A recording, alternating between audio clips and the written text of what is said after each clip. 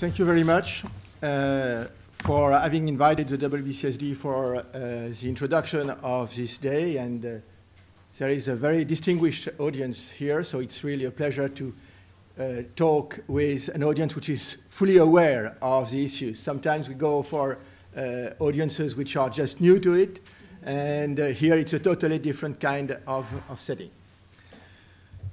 So just to recall you what is behind WBCSD, around 200 companies from all over the world. Number of companies are represented in this room. And the WBCSD has been around for the last almost 20 years. And it has been a complex birth from merger of various organizations, but roughly at the time of Rio, and we are celebrating the 20th anniversary this year. So a very strong business forces and with a true international exposure, and also something which make a difference with other organizations. It's an organization which is covering the whole value chain, from mining and metals, primary energy sources, down to the consumer goods with companies like L'Oreal, Coca-Cola, PepsiCo, and also insurance, banking, and services. So a broad scope of a company which allows different views that other business organizations are providing. Vision 2050. What is Vision 2050? Vision 2050 is basically a nice story. It's a nice story of a world in 40 years from now with 9 billion people living well within the limit of a planet with all the implication of being on this single planet. It's a story which has 9 main elements, 9 main chapters. I'm not going to enter in all of them because it would take too much time, but just to recall what they are. The first of them, and it's part of the DNA of WBCSD, is people's values.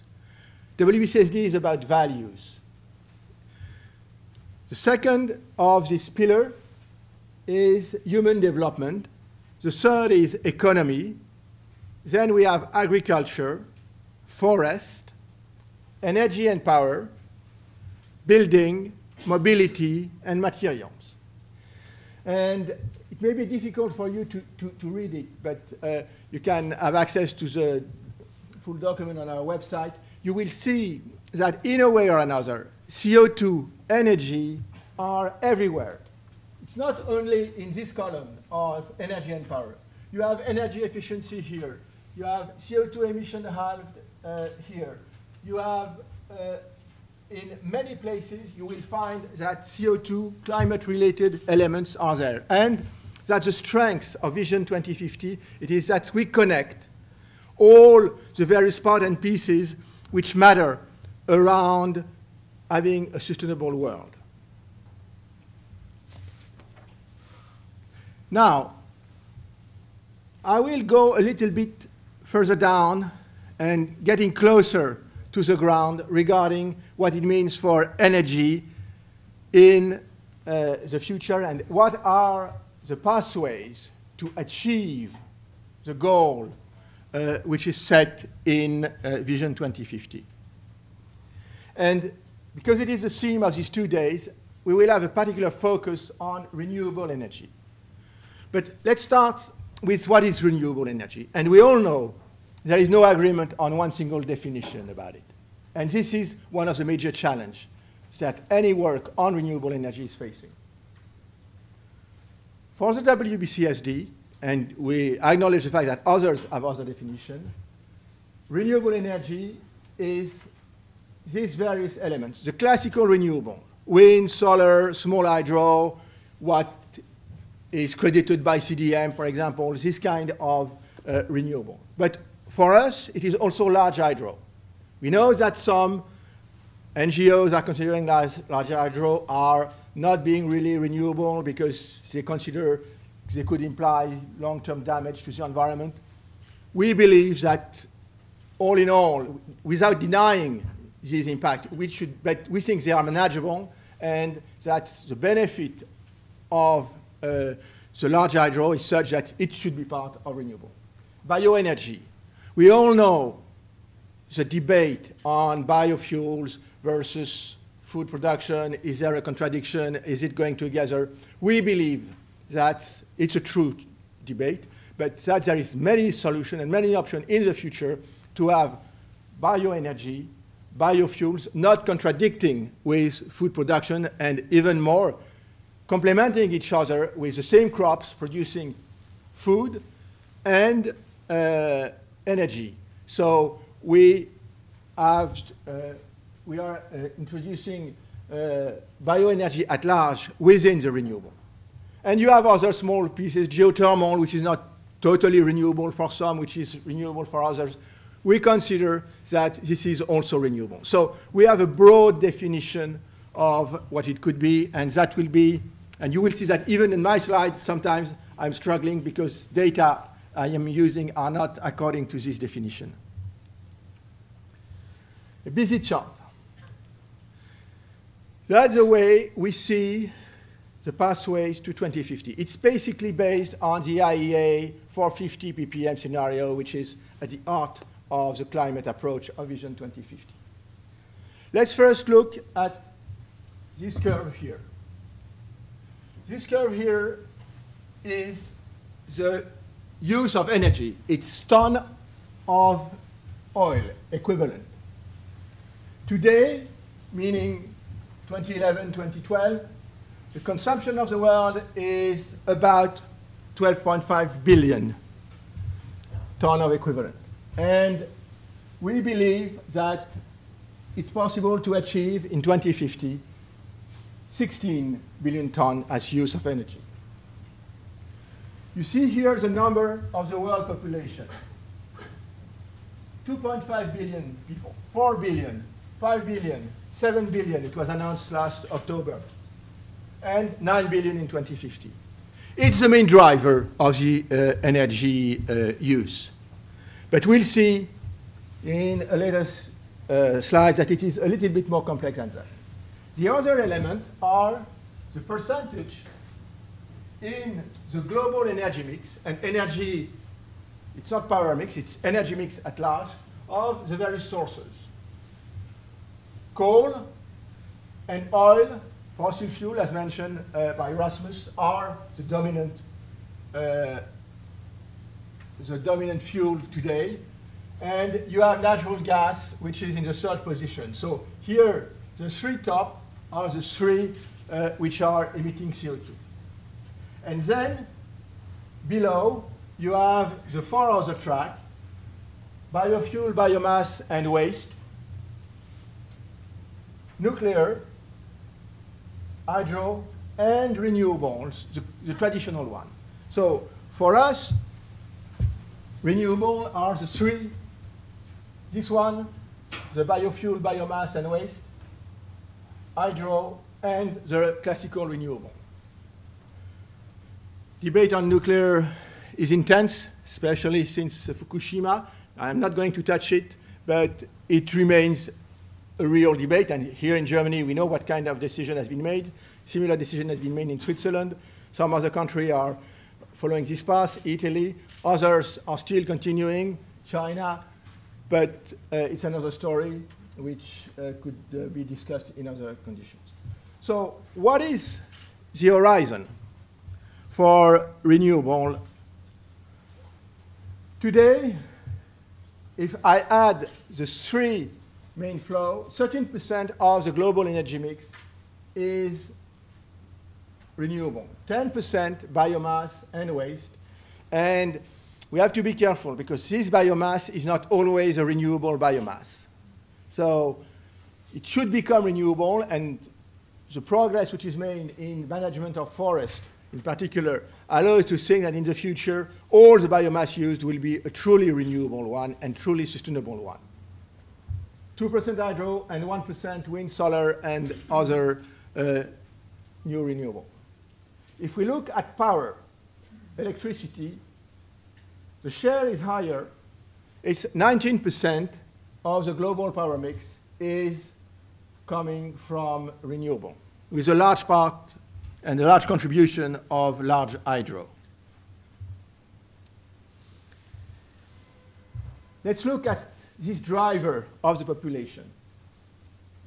On this graph, you have here, in all the yellow bars, the consumption of, or the demand of energy. 2000, we were in around this figure here, and 2050 with the same ratio of wealth within the population. The poorest with a GDP per capita below 1,500 US dollar, and then the fourth category as a developing, below 5,000 US dollar as GDP per capita, emerging, below 12,000, and developed above 12,000. So this projection, which moved from the population of today to the population of 2050, assuming the same ratio of richest and poorest. But now, if we go for a world without poverty, we go for a much, much higher demand of energy. And even assuming the progress of energy efficiency and so on, we need to keep in mind that when we have this projection of the population, we usually consider there will be the same level of poverty. And Vision 2050 is about eradication of poverty. And this has tremendous consequences on the energy demand, because all the poor and the developing and the emerging have the aspiration to have the same standards of living as the developed country, with the same level of use, same mobility, same quality of life, same use of hot water, and so on. So it's very important to understand that population is a key driver, but the improvement in the wealth of the world is a second key driver, and there it's also a very complex challenge.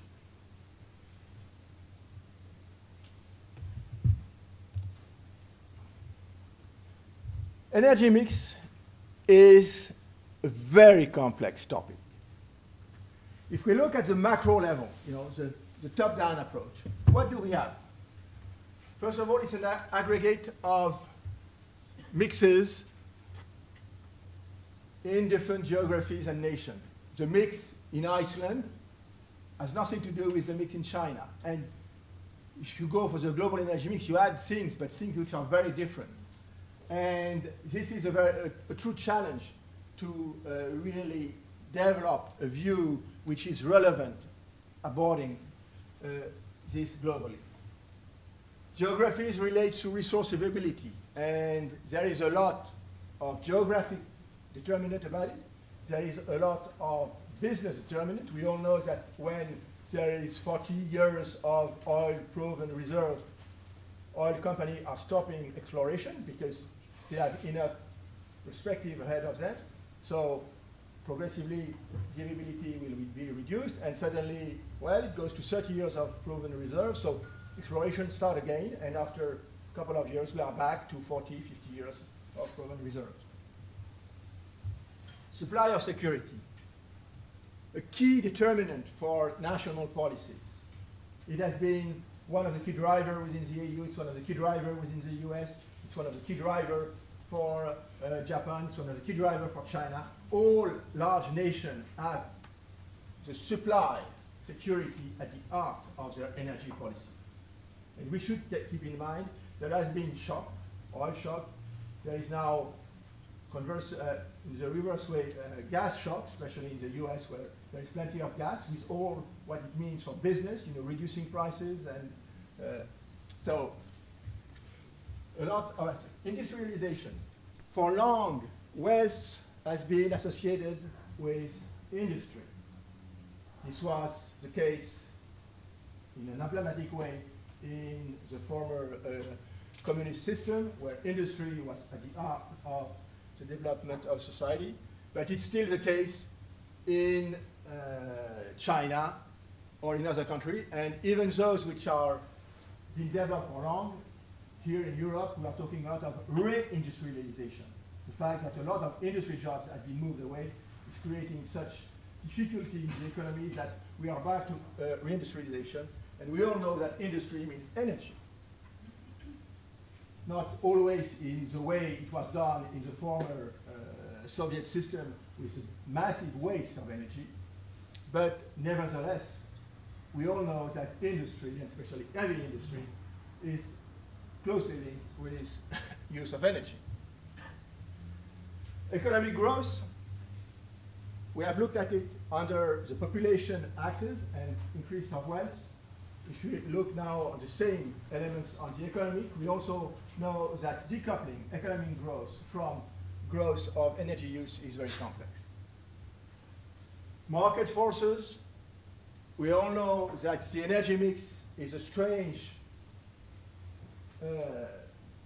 mix between totally commoditized energy products, oil, gas, coal, and heavily regulated elements such as power. And even when power has been, between quotes, liberalized, we all know that there is still a lot of policy drive and re-tarification of power is taking place in many places. Last but not least, technology change. Technology which allows change in all of this. Just to have an example, the technology change has allowed shale gas production in the US. It is opposed in some European countries, but it may come where another if the technology appears to be really safe for the environment. And we all know about renewable, how important are the technology change.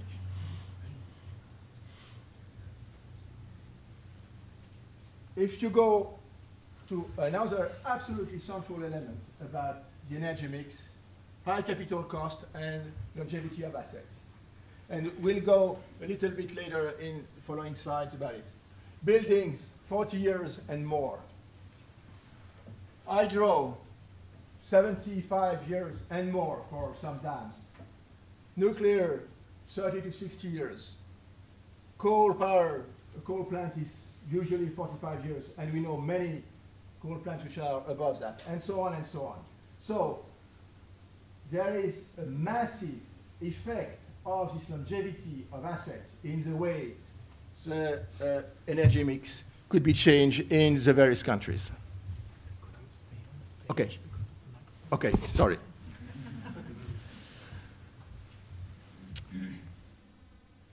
To illustrate this evolution, this graph, and look at the right-hand side, shows how various technology has been growing up and in their use. Steep slope at the beginning when you are below a materiality level, which is roughly 1% of the relevant market share, and this 1% being, and this materiality being the level where you start displacing other technology and other assets. As long as you are in a growth which is not material, you can have very high speed. It's just technology and demonstration and first fastest deployment. You are not changing the landscape. As soon as you are changing the landscape, then you have vested interest entering at play. You are changing things. And we all know that a massive introducing of renewable would mean massive write-off of other fossil fuel assets. And the economy does not like that most of the time. So we need to understand that it's not just a decision by business or by policymaker to change. You have underlying infrastructure elements which are of key relevance. And as soon as you arrive in materiality level, you see how the slopes are much flat. You cannot increase at the same speed when you have all the others which are in a competitive mode with the new technology. And this is applicable to all type of energy related element when you displace. Cell phones are not working like that because you are not displacing any other technology. Cell phones is not displacing traditional phones. No way. We all have both, and we keep both of them. We may use a little bit less the old one, but it's not a displacement. Basically, we are communicating more. Energy is very different from this standpoint, and this is something which is absolutely central. The challenges regarding renewables. Look at the graph on the right-hand side. A small progress, the blue bars, and what is expected as an increase 2030, 2050.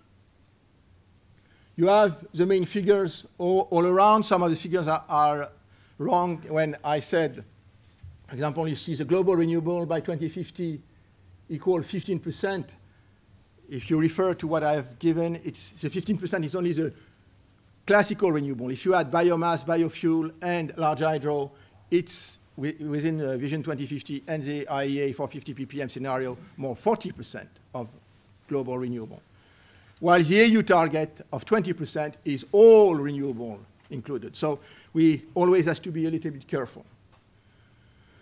A lot of policies behind it, and we have all observed how feed-in tariff has been playing a key role in growing renewables, but we know all the limits, and we have seen recently that some countries have reduced or canceled their feed-in tariff, especially for solar. And we have some numbers which have been published in the press, which says it was equivalent to 600 pounds or euro a ton of CO2 abated by some of the feed-in tariff on some solar, which is obviously not cost efficient. So there is also a lot of technical implication with the introduction of a massive renewable, new high voltage transmission capacity, generation backup capacity. We all know that renewable, especially the non-firm renewable, wind and solar, are not operating all the time, so you need backup capacity because smart grid are not going to do everything. It could do a part of the job, but not all. And what it means about flexibility in generation is something which is, especially for the more technical oriented companies, something which is a tremendous challenge. So when we think what's going to happen for this kind and for wind power, it's to multiply by more than 100 the capacity versus today. And the main challenges will not be the grid. It will be solvable. Policy will manage. Competition will manage. Some of the key challenges will be who is going to produce all these wind turbines, all these solar panels. There is a bottleneck in the capacity of industry just to deliver the equipment today. If we all know that a company, if you double over 3-4 years your production on a given product, you already are taking major risk in ensuring the quality and the reliability of what you deliver. Here, the challenges on an industry standpoint, it's absolutely massive. And the industry challenges behind the increase of renewable is probably the most difficult one to solve. Policy could be solved. The cost, if the society is evolving, could be solved. But what is related to industry production, the bottleneck, and all the consequences, because renewable will increase in efficiency, the cost will be lower, but the consequences will be that the first generation will not be any more profitable. And you will have, because there is this technology evolution which is fast, you will have an evolution, also a write-off of first generation of renewable technology, which will take place much sooner than expected today. So you have a lot of complexity behind this massive increase of renewable. What is the view of WBCSD regarding the policy side? One central element is carbon pricing. Without a significant carbon price, no way to produce anything. Feed-in tariff and more incentive function if you have, for the first years of a technology. On the long term, it's not possible to have either taxpayer or a massive increase of the cost of power or other energy. So carbon pricing across the economy is one essential and with a very significant price. You know, we are not in the price in the range of the 20 euros or $20 or the 50. The price range, and WBCSD is going to publish a paper about it very soon, is much more within 100 and 200 US dollar per ton of CO2. That's where we will make a difference. And that's what business think today, at least at WBCSD. So carbon pricing, a masterpiece of any policies. Technology policies. Technology policies are very important, but they should be well designed, and understanding that the first phase, discover new technology, the second phase, demonstration, and the third phase, deployment, are very different animals. You are not managing it in the same way. It's not the same instrument that should be put in place, and often there is some shortcuts in many good papers which, with good intent, which says, well, it's easy. Well, we all know that it's not easy, and to develop a policy, and that what you do in the first phase, innovation, technology, new development, the demonstration, you start to increase the cost, and the deployment.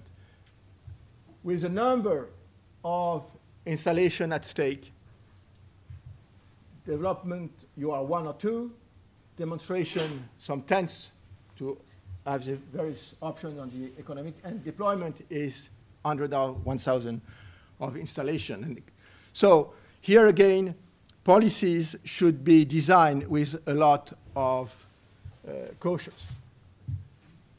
Here you recognize from the top down research and development, demonstration and deployment, but you have also a sector dimension. You are not having the same policies in the power generation and major industry, in transport, in commercial and domestic, and also for consumer good products. So we need also to understand that you have also many traps and pitfalls if you think it's easy and that broad policy could do it. It has to be tailor-made in every case, and especially as long as the carbon pricing is not in place to trigger everything across the economy. So, to conclude this first part, as mentioned by Erasmus earlier, there is a significant risk of lock-in of the GHG emission trajectory because of the longevity of assets. And even if a change, which is taking place, and we should be optimistic, and we have seen this increase of renewable and this increase of other technology, not enough to overcome the increase in demand for energy, but nevertheless, there is a momentum taking place. This risk of lock-in is serious, and if there is no significant move by business, by consumers, by policymakers, by the society at large, we will be trapped in it. It may not be a catastrophe, we don't know. And maybe 2.5 degrees, we could think, well, it's livable. And there is now, in many conferences, a buzz around the fact that the 2 degrees is not anymore reachable. And some people say, well, if it is like that, let's just work on adaptation. No, we believe at WBCSD we need to work on adaptation because climate change is occurring. But we need to keep very ambitious targets. And for the time being, the only agreed upon target is a 2 degree 450 ppm scenario of the IEA. If it has to change one day, a new consensus has to be built. And as long as there is no new consensus, we think it's absolutely essential to keep a very ambitious target. An energy policy framework is required. It is obvious. I've got some of the details about it. Carbon pricing has a critical role, and there has been investment in many parts of the world, EU, US at the regional level, China is starting, other countries are considering how to do it, and it's not an easy journey. But without it, without the symbol and the effectiveness of the driver it provides, we will not achieve a low-carbon world. And the design of this policy framework has to be broad in scope, covering all sectors, and has to be effective in its application through the economy, meaning it needs to go in the different steps from innovation, demonstration, deployment, and in the various sectors, and being adapted to the various conditions. Let's move to what is absolutely central for this meeting today. What is the role of the end user? And the end user is not only you and me going to the market and shopping every day. It's also municipality, cities, all those who are buying buildings, and there is all those who are dealing with infrastructure related in a way or another to energy, whether mobility, whether public buildings and so on. There is a lot of elements, and we should not only focus on products, even if they are key. What I've been talking about up to now is basically this red arrow, the push by technology, regulation, carbon pricing, downstream the chain. The impact is much more on the mining and metal and energy producer. Now, let's look at what's happening here from the end user choice and behavior. We have an effect moving in the other way reverse on the production value chains, moving by kind of the market pull, but has an impact on decision by businesses all along the chain and moving upwards for more product-friendly, more carbon-friendly product, for processes which are less energy-intensive, and it goes really the decision by business, and the business practices are and could be more influenced than it is today. And we believe that if these two flows, the push, regulatory, carbon price regulation, and initiative of business. Business by itself is also taking a lot of initiative. It's not complemented in a nice way by the demand side. And we have seen that the driver of the energy is the demand. So if the demand is not changing, at the end of the day, very few will happen.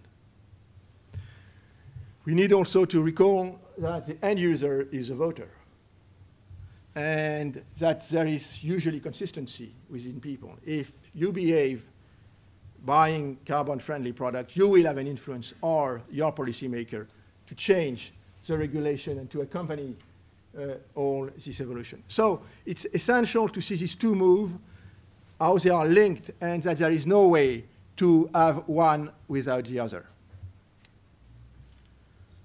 Another way of looking at it, that's about the way WBCSD present our sustainable consumption with three main blocks. Innovation and technology here again is central. Choice influencing and choice editing. Choice editing is about the more prescriptive way of having the choice. You know, in a way, Walmart is editing a choice in imposing in the shelves to have a given style of product. We believe things could be in between. This is important, but probably influencing the choice is even more important, because it's, at the end of the day, you don't have to be prescriptive. The behavior by itself will do the job rather than a strong prescriptive, and markets should play their role in this regard. Another way to look at it, consumers, that's what we are talking about, purchasing decision, lifestyle choice, the political support they bring to their policymaker, and peer-to-peer influencing, discussing with your neighbors. What have you bought? How is your house? How is your car? What kind of product have you found? What kind of washing powder are you using? And so on and so on. All the rest is very classical: governments and regulators, business, civil society. All this need to interact for sustainable consumption. But we believe that here consumers are probably more central than any of the other because they influence all the rest. And because, again, what drives the increase of energy demand is precisely the demand side. I guess most of you have already touched these two new documents of the GHG protocol. There will be more discussion about it tomorrow, but just to show you and recall you that the WRI and WBCSD have been working together for 3 years to produce these two documents, which are, in our view, cornerstone of any product-oriented action and value chain-oriented action by business. I guess you all know the way these two standards are working, with the upstream part and the downstream part, including the end of life and the use of sold products. All this is, I guess, very classical, but just to remind that business is engaged, and WRI and WBCSD are business organizations or business-driven organizations, which demonstrate the fact that we are, as business, taking the lead on this issue. Here again, the view, it is known, you will find all these graphs in the publication of the standard, just to recall that it's a little bit complex, and it's not something you do like that, and it will take years to have the implementation of the product standards as well as the Scope 3 standards. But things are taking shape. Within WBCSD, we are working with various sectors. We have almost finalized a work with the chemical sector for the implementation of the Scope 1, 2, and 3 for the chemical industry. And other sectors are following the same path. Other groups are contributing. And so this is taking place, but this will be long, and it's very important in conferences like here to achieve that. Conclusion. Securing a 2050 sustainable global energy mix is a true and difficult challenge. But there is a solution, and renewable is a key part of it. What it will be at the end of the day, we don't know. But what is sure is we need to engage very significantly in making it happen. Second key message, the new patterns of energy demand will be a critical driver. If the demand remains as it is today, if the way of life is not changing, if we all want to travel to the Fijis for our vacation, or for the North American to South Africa, or for the Chinese to Europe, it's not going to work, you know. And there is a true need to change the way of life, because we are in a resource-constrained planet. And this is not yet in the mind. The end-use choice, end-use being the end user as you and me, but also, as I mentioned, all the local governments, cities, municipalities, small entities, which will be a central factor of success. And it will not come from policy out of the blue. It's a long society change which is at stake. And for business, our main challenge, and it's a difficult one, and WBCSD, we are working on a daily basis with our members to see what exactly it means. This resource-constrained world, how can we anticipate it with realism and lucidity? If we are not able to do that, crisis will come on us. Climate crisis, environmental crisis, water crisis, and others. And business is absolutely aware of this, and is acting, but how to have this realism, this lucidity, and the associated level of ambition. That's the challenge, and I think the 2 days here are really about that. So I hope I have put you a little idea of what is our vision of the world, that this vision is of a feasible world, but that the journey to make it is a true challenge, and I hope we will all contribute to make this challenge more easily achieved within these 2 days. Thank you very much.